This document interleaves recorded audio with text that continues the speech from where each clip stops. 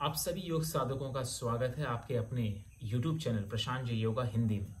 आज का अभ्यास बड़ा महत्वपूर्ण अभ्यास है क्योंकि आज के अभ्यास में हम चर्चा करेंगे भस्त्रिका प्राणायाम पे। भस्त्रिका प्राणायाम को क्यों करना चाहिए, सबसे पहले तो आपको ये जानना आवश्यक है आप क्यों रहे हैं इस अभ्यास को, फायदा क्या होगा आपको इस अभ्यास से। देखिए समझिए इस बात को। भस्त्रिका जो प्राणायाम होता है वो इधर ये क्षेत्र जो होता है प्राण वायु का क्षेत्र, मतलब कि आपका शरीर में अगर आप देखेंगे अन्नमय कोश में तो ये होता है छाती का प्राणायाम। मतलब लंग्स जो आपके रेस्पिरेटरी जो सिस्टम होता है आपका, उसकी मजबूती के लिए ये प्राणायाम बहुत आवश्यक है। ये तो हो गया शारीरिक फायदा। अब आता है मानसिक फायदा। देखिए मन में इसका प्रभाव क्या पड़ता है इस प्राणायाम के। इस प्राणायाम के माध्यम से होता क्या है कि आपके शरीर में जो रेस्पिरेटरी सिस्टम, मतलब आपका जो श्वास प्रश्वास की गति है, उसको ये बैलेंस कर देता है, सबसे पहली बात। दूसरा, इस प्राणायाम के माध्यम से आपको फायदा ये होता है कि इस प्राणायाम में आपका जो लंग्स है उसको ऑक्सीजन खींचने की इसकी जो क्षमता होती है वो बढ़ जाती है। अब ऑक्सीजन की खींचने की क्षमता बढ़े तो सबसे पहले तो पूरे शरीर में, पूरे शरीर के बाद मस्तिष्क में आपके ऑक्सीजन की सप्लाई अच्छे से हो जाती है। तो मस्तिष्क में यदि ऑक्सीजन की सप्लाई अच्छे से होगी तो मन भी आपका शांत होने लग जाता है। होता क्या है कि शरीर में कभी कभी ऑक्सीजन सप्लाई इतना कम हो जाता है क्योंकि ना तो हम श्वास प्रश्वास अच्छे से लेते हैं, ना हम इन्वर्जन्स करते हैं। सर के बल अब रोज तो खड़े होते नहीं है हम। योग अभ्यासी जो होगा वो तो सर के बल आसन कर लेता है, लेकिन जो नहीं है हमारे साधक लगातार अभ्यासी नहीं है, वो सर के बल खड़े होने वाले अभ्यास नहीं करते हैं रोज। उनको क्या करना है, उनको भस्त्रिका प्राणायाम कर लेना है। तो उनके लिए तो बहुत ही आवश्यक है कि ये प्राणायाम आपको रोज अपने अभ्यास में जोड़ना ही चाहिए।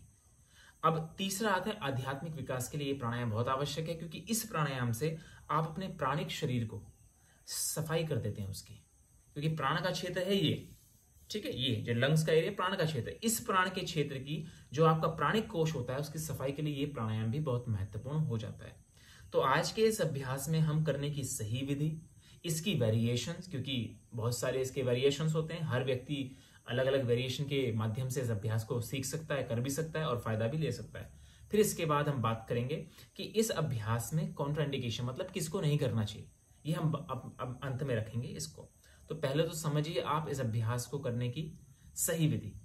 करने से पहले आपको एक ऐसे आसन में बैठना है कि जो आपका आसन स्थिर हो। यदि आपको बैक की समस्या है, क्योंकि इस प्राणायाम को करते समय जोर पड़ सकता है आपके स्पाइन पे, तो बैक की यदि किसी की समस्या है तो एक ब्लॉक ले लीजिए, उसको अपने बटक्स के नीचे लगाते हैं, उसके ऊपर बैठ जाना है, जिससे कि थोड़ा सा आपका बटक्स एलिवेट रहे और स्पाइन थोड़ा सीधा रहे। क्योंकि इस प्राणायाम में आपको झुकना नहीं है, यह आपको बड़ा ध्यान रखना है। अब हमारे जो अभ्यासी हैं जो निरंतर कर रहे हैं अभ्यास को, उनको करना है इस प्राणायाम को पद्मासन में ही। तो जैसे हमने पद्मासन ये ले लिया, अभी पद्मासन में अपने स्पाइन को सीधा कर लिया। ये तो प्रथम स्थिति ऐसे हो गई आसन को लगाने की, और प्राणायाम के लिए प्रथम स्थिति आसन को स्थिर करना ही होता है, ये आपको बड़ा ध्यान रखना है। अब आपने आसन में आ गए, अब दूसरा करना है आपको, पहला जो हम वेरिएशन करेंगे भस्त्रिका की, हाथों को पीछे रख लेंगे इस प्रकार से। देखिए ये फिंगर्स मैंने पीछे रख लिए इस प्रकार से। अब फिंगर्स जब मैंने पीछे रख लिए तो मैंने, देखिए आप जब मेरी छाती देख रहे हैं तो आप किस प्रकार से खुल चुका है। तो हाथों को ना तो बिल्कुल पीछे लेके जाना है और ना बिल्कुल साइड में, थोड़ा आपको मैनेज करना है कि थोड़ा इतना रहे कि आपका एक्सपेंशन यहाँ पे आ जाए। अभी आपको मैं साइड से दिखाऊं तो ये देखिए आप इस प्रकार से आप मेरे शरीर को देख सकते हैं। ये देखिए अभी आप देख रहे होंगे ये जो पीछे का क्षेत्र है ना, ये बड़ा महत्वपूर्ण है लंग्स का। हम सोचते हैं कि लंग्स का ये क्षेत्र महत्वपूर्ण, हम यहाँ पे ज्यादा ध्यान देते हैं। पीछे का क्षेत्र ज्यादा महत्वपूर्ण है फ्रंट के क्षेत्र से। तो आपको ध्यान रखना है कि आप किस प्रकार से अपने साइड के और पीछे के क्षेत्र को एक्सपेंड करके रखें इस प्रकार से। ये देखिए इस प्रकार से। तो सबसे पहला भस्त्रिका का वेरिएशन हम करेंगे इसी आसन में। तो आपको हाथों को ऐसे लगा लेना है इस प्रकार से। अब भस्त्रिका के प्राणायाम में महत्वपूर्ण श्वास प्रश्वास की गति है। तो श्वास का इनहेल जब आप लेते हो और एक्सेल दोनों को एक साथ में लेना है, मतलब कि एक बैलेंस करके रखना है इनको।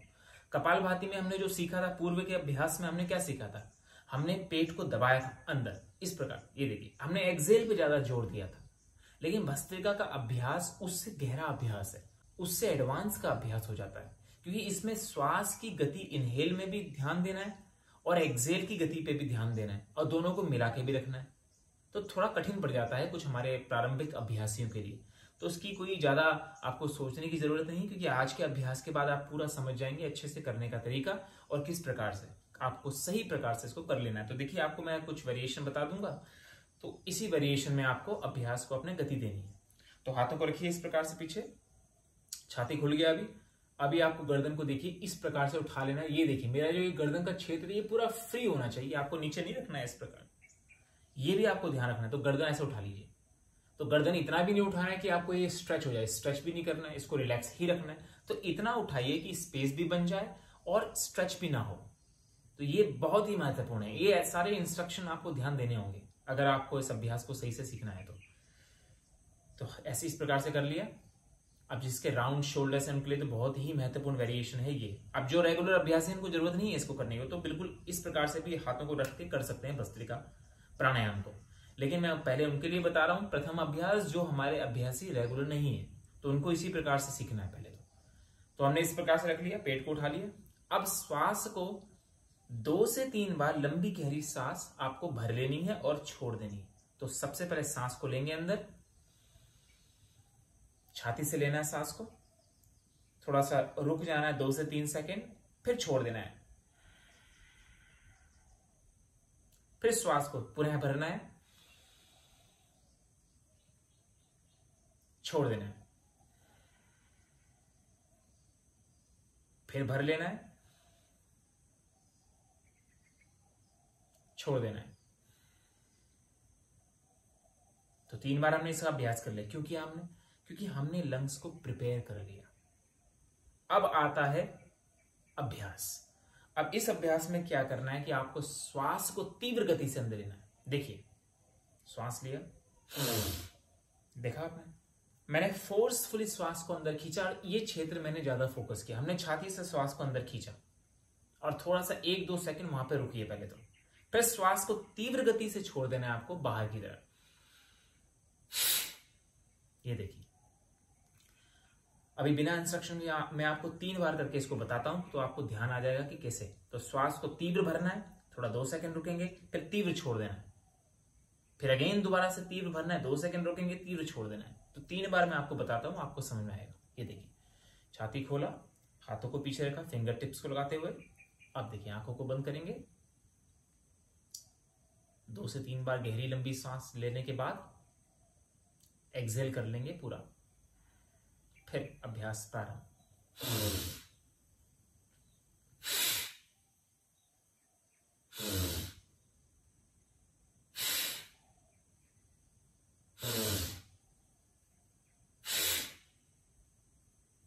फिर रिलैक्स कर लेना।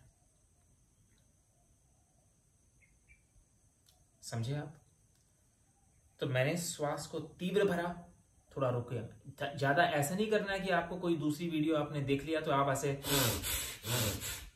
नहीं करना है। अभी आपको प्रारंभिक अवस्था में आपको पहले रोक के करना है अभ्यास को, जिससे कि आपका लंग्स तैयार रहे। यदि आप इसको तीव्र बढ़ा देंगे तो आपको समस्याएं आ जाएंगी। तो ऐसे आपको बिल्कुल भी नहीं करना। तो 1 सेकंड रोकिए, फिर छोड़िए तीव्र गति से। श्वास को तीव्र लो, तीव्र छोड़ो, तीव्र लो, तीव्र छोड़ो। तो इस अभ्यास को तीव्र लेके रोका, छोड़ा, तीव्र लेके रोका, छोड़ा, तीव्र लेके रोका, छोड़ा, इसको आपको 10 बार आवृत्ति इसकी कर लेनी है प्रथम बार में। तो ये तो हो गया अपने प्रारंभिक अभ्यासियों के लिए। जो लगातार अभ्यासी हैं उनके लिए दूसरा वेरिएशन आता है इस प्रकार से। हाथों को, अब हाथों को हम क्यों खींच रहे हैं? ये सर्वाइकल वालों को नहीं करना है। पहले तो आपको ये समझ, सर्वाइकल वाले रखेंगे इस प्रकार। जो सर्वाइकल का जिसको इश्यू नहीं है, जो अपने अभ्यासी जिनको लगता है कि मेरे शोल्डर बड़े टाइट हैं, मैं आगे अपने छाती को नहीं खोल पा रहा हूं, मेरे लंग्स नहीं खुल पा रहे हैं, उनके लिए ये वेरिएशन बड़ा महत्वपूर्ण आ जाती है। तो इस वेरिएशन में क्या करना है आपको? तो अभी मैं आपको क्रॉस लेग में बताऊंगा। पद्मासन में बता दिया, अभी क्रॉस लेग में भी कर सकते हैं इसको। हाथों को इस प्रकार से देखिए, हाथों को साइड में रख के पहले पीछे खींचिए। ये अब पीछे खींचा हमने, एल्बो को साइड से देखेंगे तो इस प्रकार से आपको दिख जाएगा। ये देखिए, तो ये छाती खुल गया। अभी हमने इसको पीछे खींचते हुए जैसे ही क्रिया रहेगी वही, तीव्र गति लो, रोको, छोड़ो, तीव्र गति लो, रोको, छोड़ो। लेकिन इसमें सिंक्रोनाइज कर लेना है हाथों की मूवमेंट। तो लेते हुए हाथों को ऊपर लेके जाना है, फिंगर्स को खींच लेना है, छोड़ते हुए पूरा नीचे लेके जाना है, हाथों को थाइस पे ऐसा रख लेना है, लेकिन छाती खुला ही रहेगा। इस प्रकार से देखिए, पहले हाथों को लगाइए पीछे, सांस लेंगे,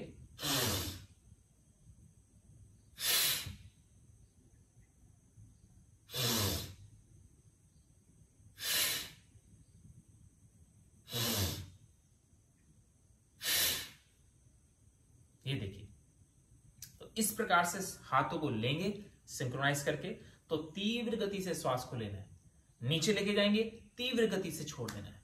तो ये हो गया दूसरा वेरिएशन करने का तरीका। अब आता है तीसरा वेरिएशन। तीसरे वेरिएशन में क्या करना है आपको, उसमें कोई आवश्यकता नहीं है हाथों को कहीं भी रखने की, ना पीछे ना ऊपर।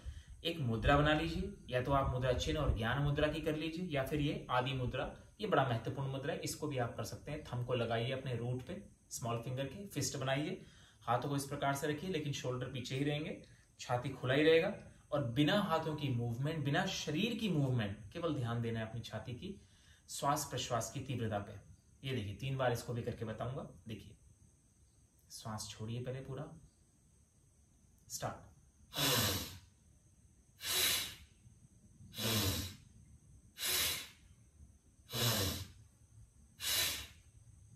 फिर रिलैक्स।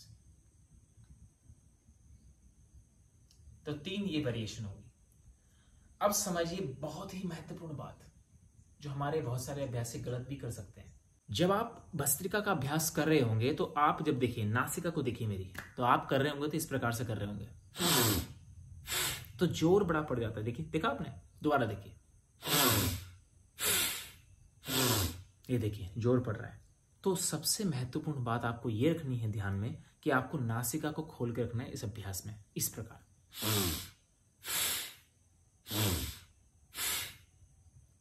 यदि द्वार अच्छे से खुले रहेंगे तो जोर आपके नासिका में यहां पे नहीं पड़ेगा। नहीं तो क्या होगा, जोर पड़ते पड़ते आपकी आंखों में दर्द होगा, फिर ये मस्तिष्क में दर्द हो जाएगा, फोरहेड पे, फिर आपके इधर भी सेंसेशन आ जाएगा, बर्निंग सेंसेशन।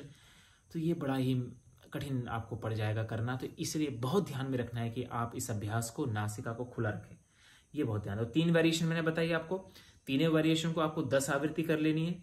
अगर 10 नहीं हो तो 7 आवृत्ति से आप प्रारंभ कीजिए। और कितना करना है, तो ये जो 7 नंबर है, तो एक बार 7 बार कीजिए, फिर 1 मिनट का गैप ले लीजिए, फिर 7 बार कीजिए, फिर 1 मिनट का गैप ले लीजिए, फिर 7 बार कीजिए। तो ये 3 बार आपको इस अभ्यास को दोहरा लेना है, ठीक है। अब आता है कॉन्ट्रा इंडिकेशन, किसको नहीं करना है। तो हमारे दमा के मरीज हैं, अस्थमा के मरीज हैं, उनको तो यही वेरिएशन करनी है जो मैंने आपको प्रथम वेरिएशन बताई। उनको हाथ को ऊपर ना लेके जाओ, उनको हाथ को ऐसे मत, उनको तो पहले तो कुछ समय तो इसी अभ्यास को करना है, छाती को खींचते हुए। अब उनको करना है, सांस को, गति को थोड़ा धीमा रखिए, उसको ऐसे रखिए, उसको तुरंत पहली बार में ही ऐसे तीव्र गति मत दे देना, ऐसे नहीं, बिल्कुल नहीं। आपको बिल्कुल आराम से इसको, गति को, स्पीड को रखोगे, लेकिन इतना इंटेंसिटी उसकी नहीं रखना है। तो धीरे से कुछ अब महीनों तक इसका अभ्यास कर लेना, इससे बड़ा आपको फायदा होगा।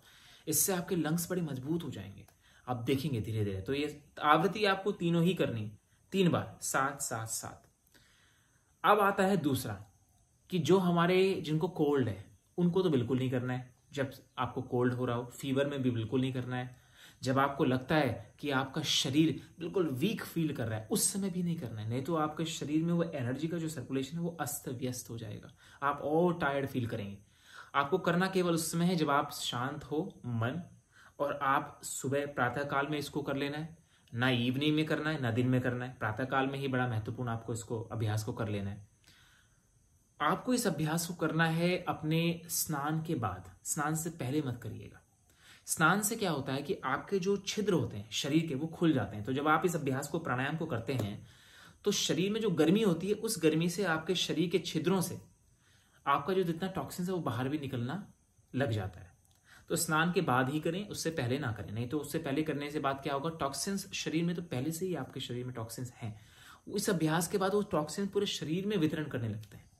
तो फायदे की जगह आपको नुकसान होने लग जाता है। तो ये आपको बड़ा ध्यान में रखना है। उन अभ्यासियों को भी इसको नहीं करना है जिनको हाई ब्लड प्रेशर की समस्या है। उनको यदि करना चाहें तो अपने किसी योग अभ्यासी या योग टीचर के सामने रहते हुए गाइडेंस में इसको अभ्यास को करना है, अपने स्वयं से नहीं कर लेना है।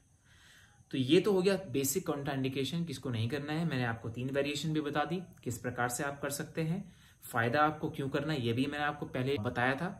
तो इस अभ्यास को सीखिए। कोई आपको अगर समस्या आती है तो आप कमेंट में लिख सकते हैं। कुछ पार्ट इसका अभ्यास का नहीं समझ में आता हो तो वो भी आप लिख सकते हैं। और यदि आप नए हैं इस चैनल में तो सब्सक्राइब भी कर लीजिए और नोटिफिकेशन भी दबा लीजिए, जिससे कि आपको नई वीडियो का तुरंत आपको पता चल जाए और अपने अभ्यास को गति दें। लगातार अभ्यास को कीजिए, स्वस्थ रहिए। इसी प्रकार की नई वीडियो के साथ में दोबारा मिलेंगे। तब तक के लिए नमस्ते, हरिओम, टेक केयर।